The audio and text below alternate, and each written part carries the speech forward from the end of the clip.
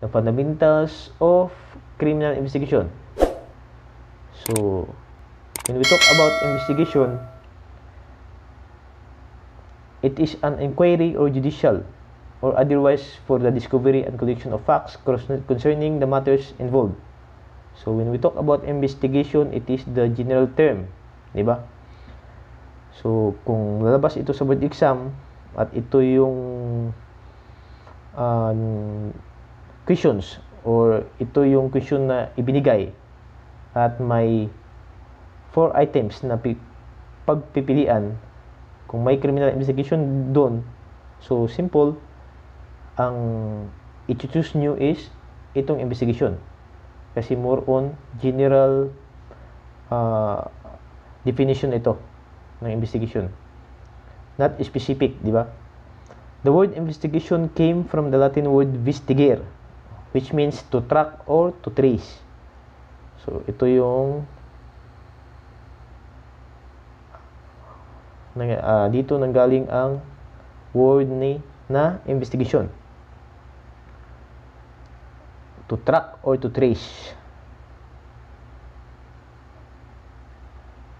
So, the term criminal investigator. What do you mean by criminal investigator? It is a public safety officer who is tasked, diba, to conduct the investigation of all criminal cases as provided for and embodied under revised penal code. So, when we talk about criminal investigator, ito yung mga tao, diba? Mga tao na nagkakandak ng investigation. Simply, diba? Custodial investigation conducted by law enforcement officer after a person has been arrested or deprived of his freedom of action. So, when we talk about custodial investigation, naka-specified naman ito. So, under the custody of the law enforcement officer, so, yan yung custodial investigation. Meaning, na-arrest na yung tao or yung suspect sa crime na ginawa niya, di ba? Once the person is arrested, so, siyempre, ang freedom of action niya o yung freedom niya under the Constitution is deprived. So, yan yung sa custodial investigation na, di ba?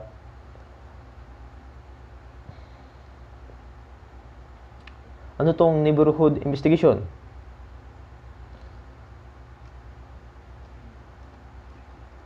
So, neighborhood investigation is one of the most crucial steps in kidnap for ransom cases which is often overlooked. Di ba? The objective is to identify, di ba? Ang objective nitong neighborhood investigation is to identify and interview in person all individuals in the area, di ba? Where the victim was kidnapped. So, when we talk about neighborhood investigation, ito yung pag-iimbestiga sa mga tao or mga kung sa Bisaya, pasilingan or mga taong na-involved or posibleng na-involved sa kidnap for ransom cases. So, ito yung neighborhood investigation. O posibleng na-involved, kung sabihin natin posibleng na-involved, ito yung mga taong nakasalimuwa or na-encounter ng kidnap victim before siya na-kidnap. So, ito yung neighborhood investigation. So, crime scene. We all know about the crime scene, di ba? Ito yung venue or place where the crime incident is happened.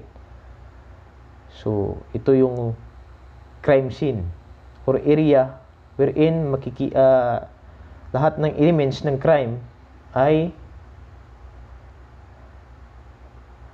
na-commit ng suspect, di ba?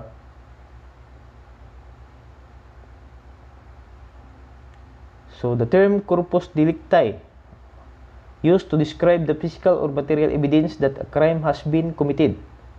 So, when we talk about corpus delicti, ito yung one of the kinds of physical evidence, di ba? Corpus delicti. So, sa physical evidence, when we talk about physical evidence, ito yung mga ebidensya na nakita mismo sa crime scene. So, corpus delicti is, another term is the body of the crime. So, itong corpus delicti is a Latin term of the body of the crime. For example nito is yung sa murder. For example, the crime of murder. So, ang corpus delicti is yung corpse or yung body ng tao na nakita mismo napatay, di ba? Ito yung dead body. So, sa murder, ang corpus delicti is yung dead body. It is one of the elements of the murder, di ba?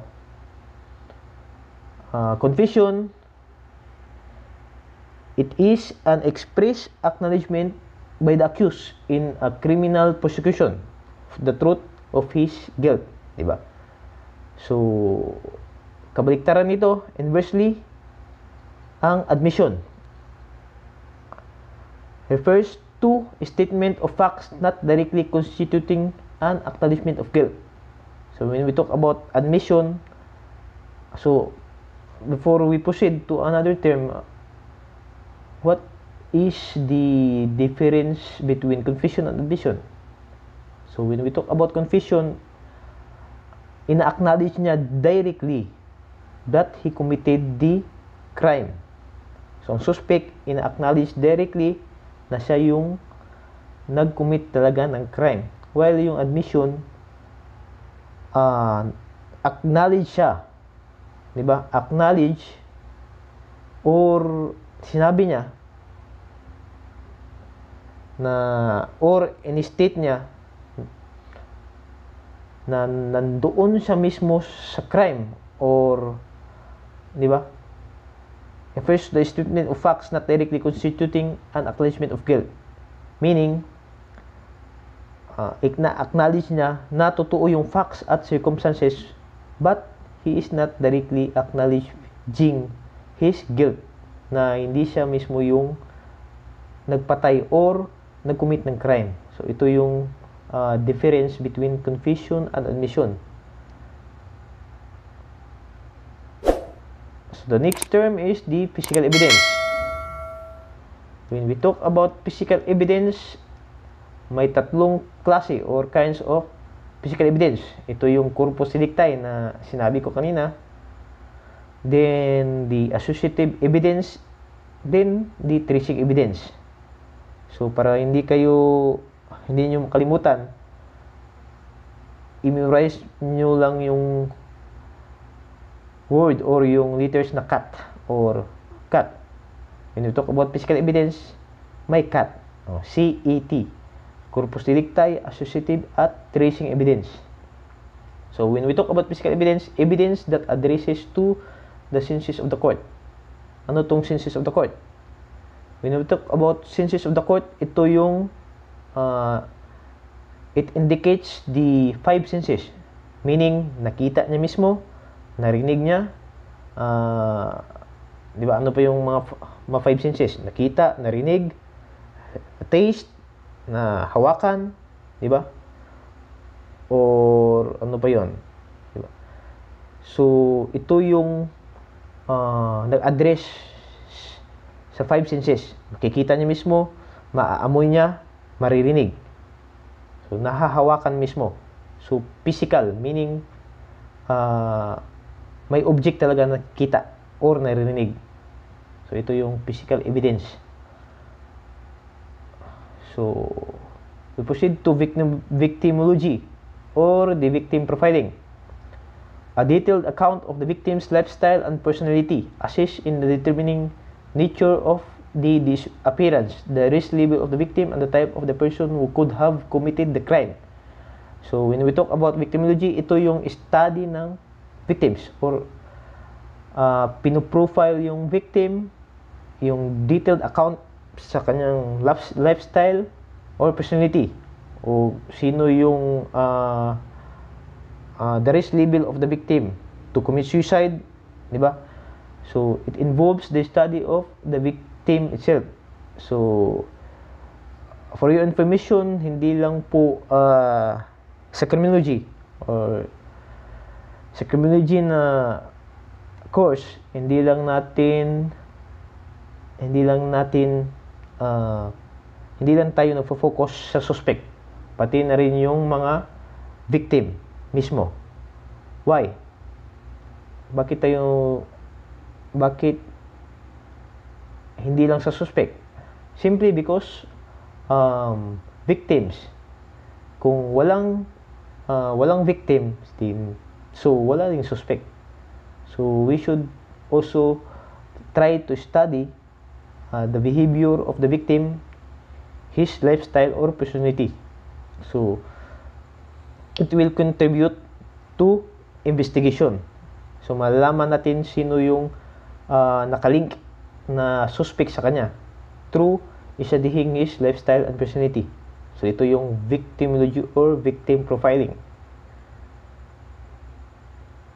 Next is the waterboarding. Ano tong term na waterboarding? Refers to the practice of strapping a suspect to a board with his or her lowered. Diba? So more on punishment. Ito yung torture or punishment na dinalagyan ng tubig ang ulo ng isang tao so that mahirapan siyang huminga. Diba? Ito yung waterboarding.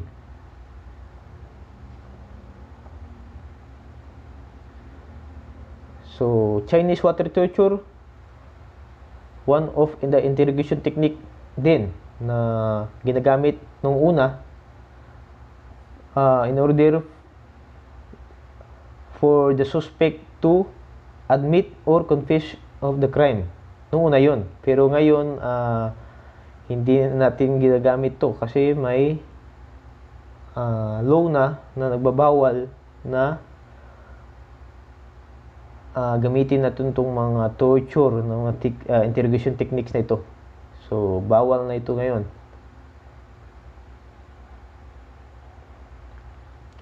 Then, the term serial killer.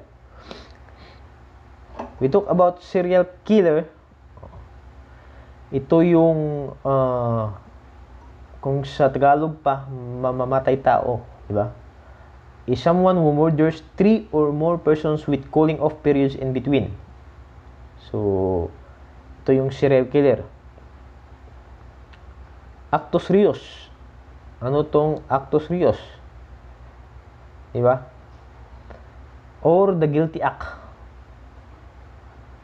Proof that a criminal act has occurred.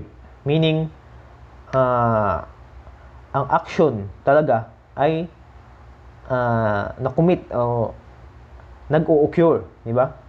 So, other term nitong actus reus is the guilty act.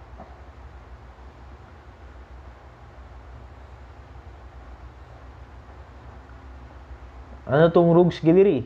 Is a police collection of pictures or photographs of criminals and suspects kept for identification purposes. So, ito yung rogues gallery. Nandito yung mga pictures ng mga criminals, syndicates, at mga modus operandi nila. So, ito yung rogues gallery. Ito yung ginagamit sa mga law enforcement agencies or especially sa mga police stations para ma-identify nila sino yung nagko-commit or sino yung suspect sa crime. So, pinapakita nila ito sa mga victim. Then, the victim will identify or pinpoint sino yung taong to o sino yung mga gumawa sa kanya ng crime. Mugshot. Ano mo itong mugshot? It is a photographic portrait taken after one is arrested. So, the standard operating procedure ng law enforcement or sa investigation, pag maaresto mo yung tao, siyempre, they will provide documentation. Then, ito yung mugshot. It's a photographic portrait taken after one is arrested. So, usually, itong mugshot, nilagay nito sa nilalagay ng mga police station sa Rogues Gallery. Ito yung ginagamit nila na picture na nilalagay nila sa Rogues Gallery, itong mugshot.